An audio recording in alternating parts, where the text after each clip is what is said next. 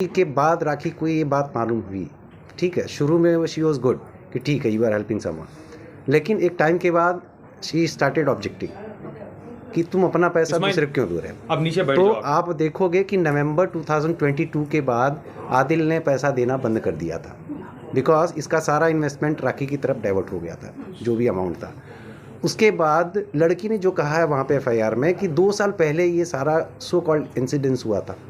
अब सवाल ये है कि जब 2 साल पहले ये हुआ था, आप एफआईआर लॉन्च करते हैं 2nd वीक ऑफ फरवरी 2023 और आपके अकाउंट में पैसे जा रहे हैं नवंबर 2022, ठीक है। तो अगर आपके साथ वो इंसिडेंस हुआ था तो आप पैसे क्यों एक्सेप्ट कर रहे थे। और तीसरा, आप एक बहुत ही रेलेवेंट पॉइंट है कि 6 फरवरी की आधी रात को ओशीवारा पुलिस स्टेशन में आदिल के अगेंस्ट में राखी सावंत एफआईआर लॉन्च कराती है। During the course of the you can say remand and all और बेल एप्लीकेशन जो भी था, उसी टाइम पे जैसे ही राखी जी को ये समझ में आता है कि यहाँ से on the basis of evidence हमारा केस सस्टेन नहीं करेगा और इसको बेल मिलेगी ही मिलेगी, ठीक उसी टाइम पे 2nd वीक में, 1st वीक में राखी सावंत का एफआईआर होता है, 2nd वीक में ये ईरानी लड़की वहाँ पे मैसूर में एफआईआर लॉन्च करा देती है। तो नेक्सस समझ में आता है कि कैसे एफआईआर हुई है वहाँ पे, क्योंकि जैसे कोर्ट में पता चल जाता है कि आदिल को पुलिस कस्टडी, जब वो लोग आके मांगते हैं 21 दिन की पुलिस कस्टडी, जब कोर्ट जुडिशियल कस्टडी दे देता है, just to clear this point, जैसे मैं जुडिशियल कस्टडी में जाता हूँ मैं बेल अप्लाई कर सकता हूँ, जैसे उनको पता चल जाता है तो हम लोग एक जीत हासिल कर चुके थे। इमीडिएटली 8 तारीख को राखी जाती है मैसूर, मेरे पूरे दुश्मन इकट्ठा करती है, प्लस ईरानी लड़की को जाके मिलती है और बोलती है, 3 लाख रुपए कैश भी देती है और बोलती है मैं तुम्हें स्टार बनाऊंगी, मैं तुम्हें एक बहुत बड़ी अमाउंट दिलवाऊंगी, अगर तुम मुझे फॉलो करोगी तो 25 से 50 लाख रुपए हम आदिल से ऐंठेंगे, प्लीज़ आप मुझे एक हेल्प करो। उसे मैसूर सिटी पुलिस कमिश्नर के पास लेके जाते हैं, आप लोग देखे होंगे वो कमिश्नर को मिली थी, जाके मिलके एक एफआईआर लॉन्च करवाते हैं 376 रेप। उसमें उसने ही लिखा है कि मैं आदिल को 5 साल से जानती थी, आदिल ने मुझे 1.5 साल पहले आके रेप किया है, तो 1.5 साल तक तुम क्या चने खा रही थी क्या कंप्लेंट देने का। 7 तारीख को मेरी एफआईआर हुई है, तुम आके 10 तारीख को केस कर रहे हो यार। नहीं, तुम बेवकूफ़ समझ रही हो क्या लोगों को या जनता को, किसी को भी। तुम क्या सोचे आदिल एक दिन नहीं आएगा, आदिल नहीं आके बोलेगा ये सब स्टोरी, आप ऐसे ही कर दोगे, आदिल को ख़त्म कर दोगे। 10 तारीख को तुम क्यों आके रेप दे रही हो। सबसे पहले गाइस, जनता, देश, व्हाट इज रेप, रेप क्या है। एक लड़की के साथ आप गलत करते हो, उसको जाने बगैर, उसको रेप बोलते हैं। जो निर्भया, वो व्हाट, बहुत सारे केसेस हैं रेप के, उसको बोलते हैं रेप। 5 साल का रिलेशनशिप रेप होता है क्या।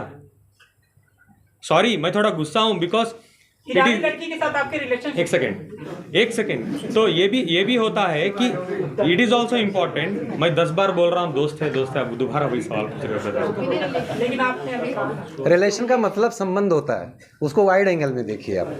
लेकिन आदिल 31 लाख रुपए आपने उस पर खर्च किए, राखी ने उसे 3 लाख दे दिए और वो मान गए। आप ऐसे क्यों बोल रहे हैं, कौन से ग्राउंड्स पे आप बोल रहे हैं कि वो राखी ने जाके उसको पूरा बैठ के बात किया, ट्रैप किया। ये भी वीडियोस इंस्टाग्राम में है कि जब राखी सावंत जाके ईरानी लड़की से मिली है मैसूर में, बात कर रही है, 3 लाख रुपए दिए एज एन एडवांस और उसको बोले मैं मिनिमम मैं ट्राई करूंगी 50 लाख रुपए ऐंठूंगी आदिल और आदिल की फैमिली से। ये आपको किसने बताया। बाहर आने के बाद मेरे बहुत खास दोस्त भी ये चीजों में शामिल थे, वो जानना चाहते थे कि क्या हो रहा है एक्चुअली। 2 लोगों के बीच की एक मिनट, मैं बोल देता हूँ। नहीं, 2 लोगों के बीच की बात की थी। राखी, मेरे थोड़े दुश्मन भी हैं उसमें, और मुझे जेल में मेरे 1-2 दुश्मन को, जो राखी के 2 भाई हैं मैसूर जेल में, वो अंदर भेजती थी मुझे बात करने के लिए, और वो मुझे खुद बोलते थे देखो आदिल, ऐसे तो तुम बाहर नहीं आओगी, ऐसे तो तुम्हारे सजा हो जाएगी, तुम एक काम करो, एक 50 लाख की डिमांड है, छोड़ो 50 कहाँ से तुम भी दे सकोगे, अंदर बैठे, चलो एक 25 लाख रुपए में क्या मैं बात करूं। अगर तुम 25 लाख रुपए देने मानते हो तो ईरानी और राखी दोनों खड़ के आके कोर्ट में बोलेंगे कि हम चार्जेस हमारे वापस लेना चाहते हैं, आदिल के ऊपर जितने भी हमने चार्जेस लगाए हैं हम वापस लेना चाहते हैं, और बेल ही नहीं तुम्हारे केस भी रद्द हो जाएंगे, 25 लाख रुपीज़। मैंने कहा सर, ब्रदर, व्हाटएवर, 5 महीने से कस्टडी हो गई है मेरी, क्या ही हो जाएगा अभी मेरे साथ। ये बात पहले करते तो एटलीस्ट एटलीस्ट मैं कुछ जुगाड़ करता और मैं रफा दवा हो जाता, मैं ज़िंदगी में मीडिया के बाहर नहीं आता। एक पॉइंट मैं आपको से बोलना चाहूँगा, एक इंसान को इतना ही डराओ जितना वो डर सकेगा, इतना ही डराओ। बॉम्बे जेल में मुझे डाल दिया था 7 दिन, 8 दिन, 10 दिन। अगर उसके बाद मुझे बेल होकर मुझे छोड़ देता ना इजीली, सच में बता रहा हूँ मैं ज़िंदगी में नहीं आता मीडिया के सामने। मैं इतना डर चुका था। उसके बाद मैसूर में डालो, वो करो, ये करो, जेल के अंदर बैठ के मेरे पे FIR करवाते रहो। फाइंडे ऐसा आ गया, जो होता देखा जाएगा। 10 साल बैठूंगा तो 10 साल बाहर आके बात ही करूंगा। मैं मेरी लड़ाई खुद से लड़ूंगा। आप समझ रहे हो मैं क्या कहना चाह रहा हूँ? जो 25 लाख रुपए, सबसे पहले मैं 5 महीने क्यों था मैसूर जेल में? पहले 3 महीने तो ऐसे निकल गए, 1.5 महीने MLA इलेक्शंस थे मैसूर में, उसके बाद 1.5 महीने का वेकेशन था तो 3 महीने गुजर गए। उसके बाद मेरे एडवोकेट जो अल्ताफ उनका नाम है मैसूर में, he is a very well known advocate and my brother too, वो बोले कि तुम्हारी चार्जशीट फाइल हो चुकी है, जिसमें आपकी रिपोर्ट्स में ये भी है कि नेगेटिव, आपने कभी भी उस लड़की के साथ सेक्स नहीं किया है। Negative reports, am I correct sir? Negative reports आ गए हैं, तो आपको इस ग्राउंड्स पे अभी बेल हो जाएगी नेक्स्ट 10 दिन में। I was so happy at last. Ramzan का महीना था, अल्लाह ने मेरी सुन ली, तो मैं इतना खुश था कि आई वॉज लाइक, मैं जेल में जो भी मेरे साथ लोग रहते हैं, मैं उनको बोलने लगा कि चलो भाई 10-12 दिन में मैं बाहर चले जाऊंगा इंशाल्लाह। मैं आप सबको दुआ करता हूँ आप लोग बाहर आ जाएं। Sorry to divert from the point. जेलों में ना बहुत लड़के लड़कियों के चक्कर में जेल काट रहे हैं, झूठे झूठे केसेस में। बहुत लड़की जाके बोलती है रेप, तो उठा के जेल में डाल दो। लड़का जाके कुछ बोले तो कंप्लेंट दो, NC करो, सोचेंगे 10 बार बुलाएंगे, इंक्वायरी क्या है, प्रूफ क्या है, नहीं, एविडेंस क्या आप लोगों के लिए कोई प्रोविजन नहीं। आप लॉ पर भी एक लॉ नहीं, सिस्टम नहीं, पर भी क्वेश्चन नहीं। आप आई कम उठा that, I will stick to the point. Guys, last 3 questions. 1 minute. तो क्या हुआ था लास्ट एक सेकेंड कंप्लीट तो करने दो।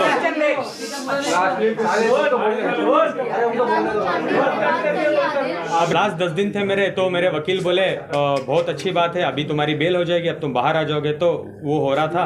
उसके बाद क्या हुआ, सडनली एक बंदा आते हैं जेल के अंदर एंट्री लेके, राखी के सो कॉल्ड ब्रदर हैं वो। मुँह बोले, राखी के तो बहुत भाई हैं, वो तो छोड़ो, 1000 की तनख्वाह है, भाई भी बनते हैं, वो छोड़ भी देती उस है। भाई का नाम क्या था? नहीं बता सकता, I am sorry, legally I am not allowed to tell. और मैं फेक पब्लिसिटी किसी को देना नहीं चाहता, ये फेक आदमी आप बना रहे हैं। उनको पब्लिसिटी में देना नहीं चाहता। वो फर्जी है क्या? मैं बता रहा राखी का ये आदमी था, कौन है? ऑफ कोर्स बहुत अच्छे दोस्त हैं, और वो बहुत सारे मैसूर के वीडियोस में अवेलेबल हैं राखी के साथ, जो उनको सपोर्ट कर रहे हैं। हम आपको न्याय दिलाएंगे। सबसे पहले मुझे दिला दो न्याय, उसके बाद राखी को दिलवा। नहीं, हाँ वही। तो क्या हुआ, वो आके मुझे बोले कि राखी, इंपॉर्टेंट है सुनना प्लीज, राखी और रोशिना दोनों जो ईरानी लड़की है, दोनों रेडी हैं कि पूरे चार्जेस वापस ले लेंगे, आप एक बार उनको फ़ोन करो। मैंने कहा सच में बोल रहे हो आप? उन्होंने बोला हाँ, वो बिल्कुल आके कोर्ट में खड़ के ये बोलने के लिए तैयार हैं कि आदिल निर्दोष है और हम ये चार्जेस वापस लेंगे या वॉट एवर इट इज़। तो मैं बहुत खुश हो गया।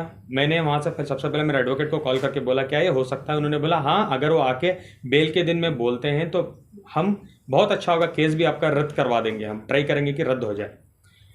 तो मैंने सबसे बड़ी गलती क्या की, जेल के सुप्रिटेंडेंट के पास मैंने रिक्वेस्ट किया। जेल में एक्चुअली फ़ोन कॉल सिस्टम होता है, मैसूर में है ये फैसिलिटी, मैसूर में है, हर दूसरे दिन हम कर सकते हैं। लेकिन वो देने से पहले वो फ़ोन करके उन आगे वालों को पूछते हैं क्या आप बात करना चाहते हो, वो परमिशन देते हैं, वो बोलते हैं हाँ हाँ हम आदिल से बात करना चाहेंगे, तो वो कनेक्ट करते हैं, मैं बात करता हूँ। राखी जी मेरे से 10 मिनट बात करती है और ईरानी गर्लफ्रेंड, वो जो लड़की को भी लेते हैं कॉन्फ्रेंस में, लेते हैं, सो कॉल्ड गर्लफ्रेंड करके ही तो FIR दिया था ना, इसलिए FIR में तो वही लिखा था। एक्चुअली आप लोगों ने इतना रिपीट कर दिया ना। तो प्रॉपरली उन्होंने बात कर रहे थे फ़ोन में, तो properly they were talking to me कि क्या हुआ, छोड़ो, हम चाहते हैं ये रमज़ान का महीना है, आप बाहर आ जाओ, आप ईद आपके पेरेंट्स के साथ गुजारो, हम बिल्कुल चाहते हैं आप बाहर आ जाओ। I was very happy. तो मैंने कहा ठीक है 12 तारीख को मेरी डेट है, आप आओगे? बोले कि हाँ हाँ हाँ हम लोग आने वाले हैं। मैंने डिस्कनेक्ट किया, दोबारा मैंने वकील को कॉल करके बोला, उन्होंने बोला ठीक है 12 तारीख को आ रहे हैं, वेल एंड गुड। 12 तारीख एंड ऑफ द डे आ गई, 7 दिन बाद थी 12 तारीख। आई वॉज सो एक्साइटेड, जितने भी मेरे कपड़े वपड़े जो भी मेरी चीज़ें थे, I collected in a bag, मैंने तैयार रखा बिकॉज मेरी रिहाई का टाइम है। 12 तारीख को शाम को मैं जाता हूँ, मेरे वकील को कॉल करके बोलता हूँ मुझे पता चलता है मेरा वकील मेरे पे चिल्ला रहे हैं और बोल रहे हैं तुम पागल हो क्या, तुम वो हो, तुम ये हो। बोल रहा हूँ क्या हो गया? बोल रहे हैं वो लोग आए थे, जो लड़की है ईरानी लड़की वो आई थी, लेकिन उसने ने बयान दिया कि उसने तुम्हारे पे एक एडिशनल FIR किया है सेइंग कि आदिल फ़ोन इस नंबर से फ़ोन करके मुझे थ्रेट कर रहा है, मैं बाहर आके मारूंगा, कुचल दूंगा, जान से मार दूंगा। एक और FIR मेरे पे लॉन्च होता है। जैसे वो नेगेटिव रिपोर्ट देते हैं जज को कि आदिल को आप बेल दे सकते हो, रिपोर्ट नेगेटिव है, जज साहब बोलते हैं ये तो ठीक है, लेकिन उन्होंने ये फ़ोन किया है ये इस ग्राउंड्स पे मैं बेल नहीं दूंगा, प्लीज़ आप हाई कोर्ट जाओ। Without any evidence? एविडेंस तो था ना, लीगल सुप्रिटेंडेंट का नंबर, गवर्नमेंट नंबर। जेल में से जब बात कर रहे हो तो जो सुप्रिटेंडेंट या जो भी तभी जो भी ऑफिसर बैठता है वो उसके सामने ही आपकी बातचीत होती है, राइट? कॉल पर ऑफ कोर्स, आप हाँ। ऐसे ही तो हाइड करके बात नहीं कर सकते हो। हाँ। तो उस वक्त वही टाइम पर जो भी वहाँ पर ऑफिसर थे जिसके सामने आप बात कर रहे थे, प्रेजेंट ऑफिसर के सामने, क्या उन्होंने भी कोई आपके लिए गवाही नहीं दी कि गवाही? इनफैक्ट क्वेश्चन भी वही है ना, नहीं, कि गवाही तो देंगे सर, सॉरी। जेल अथॉरिटी के सामने हम किसी को धमकी कैसे दे सकते हैं? एंड सबसे बड़ा सवाल यह है कि जेल अथॉरिटी हमको अलाउ ही नहीं करेगी। जेल अथॉरिटी हमको अलाउ ही नहीं करेगी। जैसे ही हमने स्टार्ट किया थ्रेटनिंग, वो तुरंत कट ऑफ करेंगे और अप्रोप्रिएट एक्शन लेंगे।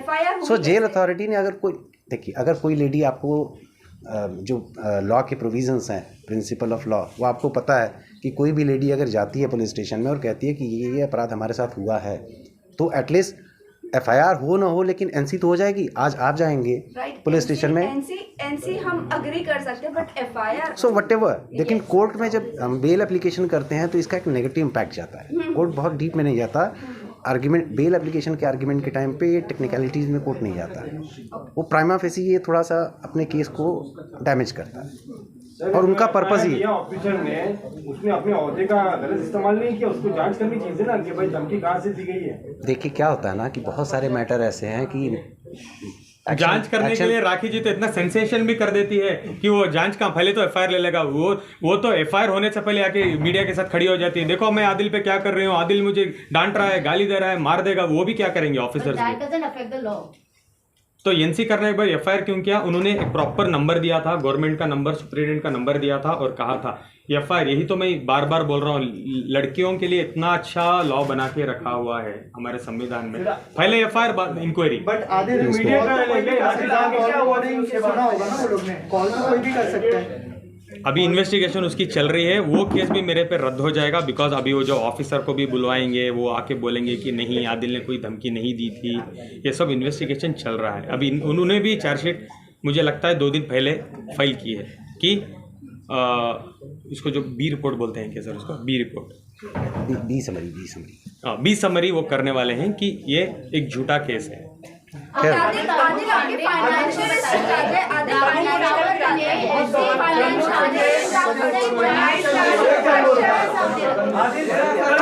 वन बाय वन तनु चंदे का क्या रोल था? आपके काफी सारे voice messages, Instagram chats, WhatsApp chats भी राखी सावंत ने शेयर किए आपके फोन, तो आपकी आवाज तो झूठी नहीं हो सकती, या वो भी AI जनरेटेड? सबसे पहले तनु चंदल की जो आप मुझे सवाल पूछ रहे हैं, हाँ मेरी दोस्त है, हम एक प्रोजेक्ट में साइन थे, हम एक प्रोजेक्ट साथ में कर रहे थे, कास्टिंग डायरेक्टर में हमने साइन किया था, हम रिहर्सल्स के लिए मिलते थे, ये सब था। और जो भी राखी ने आपको पिक्चर्स दिए हैं वो राखी का कोई स्पाई कैमरा नहीं था, मैं ही पिक्चर्स क्लिक करके राखी को भेजता था, बिकॉज वो मेरी वाइफ है, कि राखी मैं यहाँ हूँ, मैं ये कर रहा हूँ, मैं वो कर रहा हूँ। और तनु चंदेल से राखी 1-2 बार मिल भी चुकी थी, मैंने उनको ऑलरेडी मिलाया भी था कि राखी मैं इनके साथ काम कर रहा हूँ। राखी ये चीज़ों को ठीक तरीके से जानती थी कि क्या होने वाला है। राखी ने इसको प्रॉपरली ऐसे पोर्ट्रे किया कि आदिल की गर्लफ्रेंड है चन्नू चंदेल और वॉटएवर, और उसने मीडिया में डाला और वॉटएवर शी डिड। क्यों? जब मैं था तब करना था ना, जेल में भेजने के बाद तुम ये क्यों कर रही हो, फ्रेम कर रही हो? अगर मैं अभी भी बोल रहा था राखी को, अगर तुम में सच्चाई थी तो तुम एक अच्छे कॉन्फ्रेंस बुलाती, बैठ के मुझसे बात कर लेती, डिबेट कर लेती। तुमको क्या इतना ज़रूरत था कि तुम मुझे सबसे पहले जेल भेजो और पीठ पीछे बोलो कि आदिल वहाँ से आवाज़ ना उठा पाए? अच्छा, सबसे बड़ी बात था तो जितना भी एलिगेशन राखी जी करती थी आप लोग सामने, जो भी एविडेंस प्रूफ सामने आप लोगों को देती थी, तो this is the matter of great surprise कि जब मैटर चल रहा है प्रॉपर अथॉरिटी कौन है उसको, या तो इन्वेस्टिगेटिंग एजेंसी है, ऑनरेबल कोर्ट है। आपको वो सारे एविडेंस जो भी इनके अगेंस्ट में थे, आपको या तो पुलिस को सब सबमिट करनी चाहिए, या तो अपने लॉयर को देके कोर्ट में सबमिट करना चाहिए था। तो उसमें से एक भी एविडेंस कभी कोर्ट के सामने ना आया, ना ही पुलिस के सामने वो आया। कह रही थी कि आप सूटकेस से सामान निकाल कर तनु के यहाँ रहने चले गए, वो क्या था? And also there were chats in which you were telling Tanu that आप बहुत जल्द राखी से डिवोर्स लेके उनके साथ शादी करेंगे या उनके चैट्स, साथ। क्या आप वो मुझे नवंबर चैट्स दिसंबर प्रूफ कर में। सकते हो? क्या वो मेरा नंबर था, आप मुझे प्रूफ कर सकते हो? राखी ना इतनी स्मार्ट मास्टरमाइंड क्रिमिनल है ना, वो नंबर वही रहता है, एडिट में जाके नाम बदल देती है। चन्नू तंदेल, आदिल खान दुरानी, मैं जान, आदिल वन, ये बहुत अच्छे से खेलती है, उसको पता है क्या करना है। वो मेरा नंबर है क्या? वही चैटिंग कर दे, दोनों फोन उसके ही, तनु भी राखी, आदिल भी राखी, एविडेंस आदिल। ये राखी ने क्यों नहीं किया जब मैं बाहर था यार? आप गए थे क्या? आदिल आदिल आदिल आदिल आदिल इनको पीछे खड़ा दो। आदिल एक क्वेश्चन यही सवाल दोबारा आप मुझे पूछते हैं तोड़ के, वही सवाल। आदिल लास्ट क्वेश्चन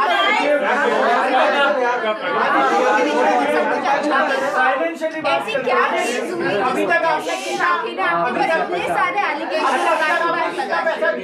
आदिल एक वीडियो में राखी आपसे पूछती है कि मेरे 2 करोड़ रुपए सबसे पहले जो मैं तनु चंदेल के घर चला गया था रहने के लिए, उसके बारे में बात करूं। जैसे मुझे पता चला था यूके में,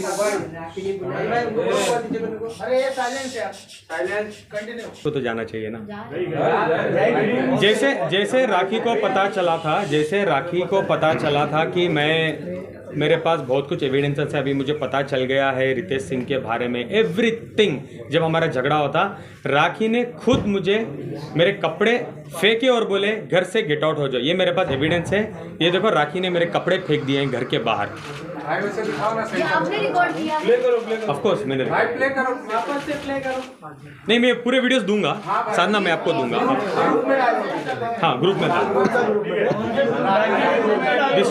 this was on February 1st। राखी ने कपड़े फेंके और बोले अभी मैं तुम्हें कुत्ते की हालत कर दूंगी आदिल, अगर तुम मीडिया में जाओगे। क्या तुम बड़े आदमी बन के बोल रहे थे कि मैं 2 दिन में लाके पूरे एविडेंस दूंगी? 2 दिन में मैं तुम्हें 24 घंटे में तुम्हारी हालत क्या करती हूँ। सबसे पहले तुम कपड़े लो और बाहर निकलो। उसके बाद राखी ने क्या किया, उससे थोड़ा पहले उनको पता था, मैं मेरे पेरेंट्स को, मेरी फैमिली को, वो लोगों को तो पता नहीं था मैं शादीशुदा हूँ राखी के साथ, बिकॉज मैंने बताया था क्यों, क्या रीज़न से। तो मैं मेरी फैमिली को बोलने लगा कि मेरे और राखी के बीच में कुछ अनबन हो रही है, मैं लगता है मैं मैसूर आ जाऊँगा। मैं फैमिली वाले ठीक है आ जाओ, क्या हुआ? मैं बोलता था ठीक है मैं आके बताऊँगा। ये राखी को पता था कि मैं मैसूर जाने वाला हूँ बहुत जल्द। और मैं राखी को ये भी मैंने बोला था, राखी जो भी हमारे बीच में मामले हैं, फाइनेंशियल्स जो भी है, हम बैठ के सेटल कर लेते हैं राखी, हम ख़त्म करते हैं और मैं जाने वाला हूँ मैसूर। वो बोली नहीं तुम जा नहीं सकते, मैं तुम्हें नहीं छोड़ूंगी। मैं बोला नहीं छोड़ने की बात क्या है, तुम तो चीटिंग कर रही हो मेरे साथ, तुम उसके रितेश के पास हर महीने पैसे ले रही हो, रितेश के साथ घूम रही हो, तुम रितेश के साथ पूरी दुनिया घूम रही हो, तुम चाहती हो मैं तुम्हारे साथ हस्बैंड बन के रहूँ या तुम्हारा वॉचमैन बन के रहूँ, जो मैं नहीं रह सकता। Let's end it here. तो राखी ने एक दिन शादी का अनाउंसमेंट रैंडमली कर दिया। एक दिन मैं सोया, सवेरे उठ के देखता हूँ 104 कॉल्स मेरे मॉम के, मेरे डैड के, मेरी आंट के, मेरी बहन के, मेरी पूरी फैमिली कॉल कर रही है।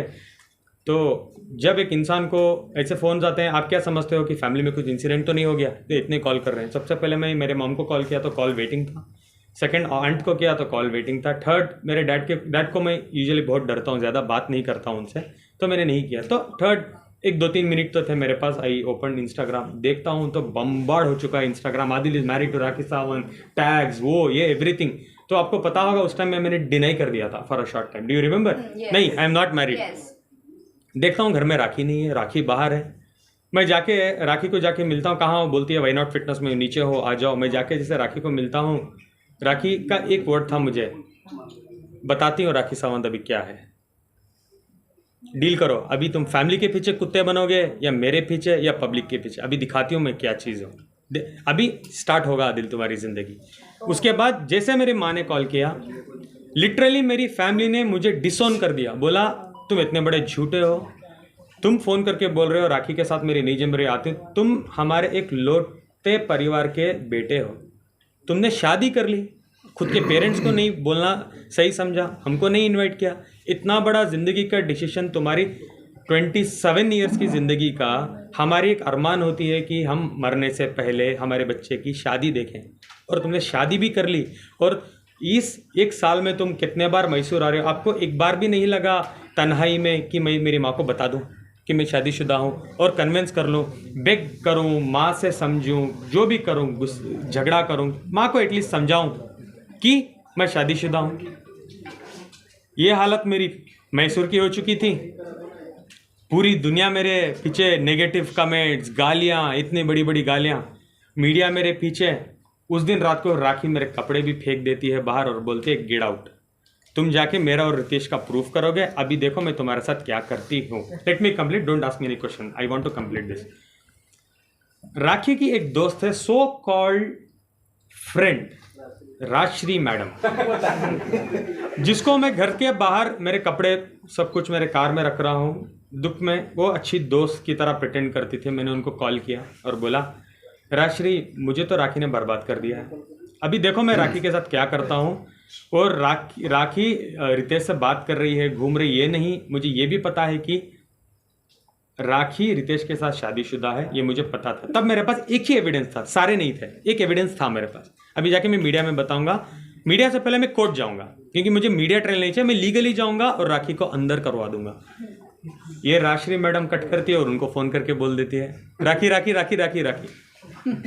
बताओ, राखी मुझे नेक्स्ट दिन बहुत प्यार से बुलाती है, आदिल आप कहाँ हो, आओ 1 मिनट आ जाओ, कुछ सॉर्ट आउट कर लेंगे, बात करेंगे। तो मैं गया रेस्टोरेंट, वो येलो कलर के कपड़े पहन के, जहाँ लास्ट टाइम मिला था मैं। खाना वाना खिलाया राखी ने और बोला, क्या करना चाहती हो तुम बताओ, तुम्हारे तरीके से। मैंने बोला, सबसे पहले राखी, हमारा रिश्ता बहुत ख़राब हो चुका है, मुझे लगता है मुझे थोड़ा टाइम के लिए मैसूर जाना है, एक 2-3 महीने का हम लोग ब्रेक लेते हैं इस रिश्ते से, फिर हम बैठ के सोचेंगे हमको क्या करना है। अच्छा, तुमको डिवोर्स नहीं चाहिए? राखी, बहुत फास्ट चीज़ें हो रही है, तुम रोज़ हर घंटे में मेरे पे बॉम्ब फोड़ रही हो, ब्रेक ले लेते। राखी, मुझे ये नहीं पता था राखी मैडम को तो ब्रेक नहीं चाहिए, उनको कंट्रोवर्सी को बड़ी करनी है।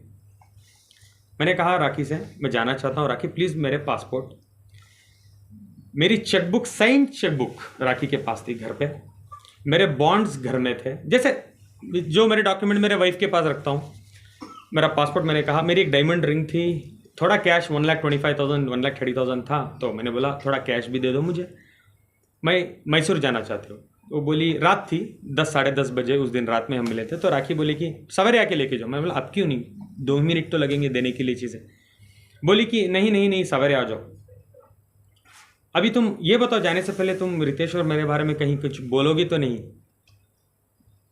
नहीं राखी, मुझे लगता है मैं बताऊंगा, मैं डिले करूंगा लेकिन मैं बताऊंगा, एक ना एक दिन बताऊंगा, क्योंकि तुमने मेरे बारे में बहुत गंदगी कर दी है। अच्छा ठीक है छोड़ो, तो वो तुम्हारी मर्जी है, तुम जो भी करो, ठीक है आप आ जाओ। कहाँ आ जाओ? घर आ जाओ। 10:30 थे सवेरे मॉर्निंग। आई कॉल्ड हर, राखी क्या हुआ? मैं तो तुम्हारा 9 बजे से इंतजार कर रही हूँ यार, फटाफट आओ, सब कुछ लेके जाओ, कॉल कर रही हूँ, तुम्हारा नंबर भी बंद आ रहा है। मैंने बोला सॉरी, मेरे पास चार्जर भी नहीं था, चार्जर्स भी मेरे आपके घर में पड़े हैं, मैं आता हूँ।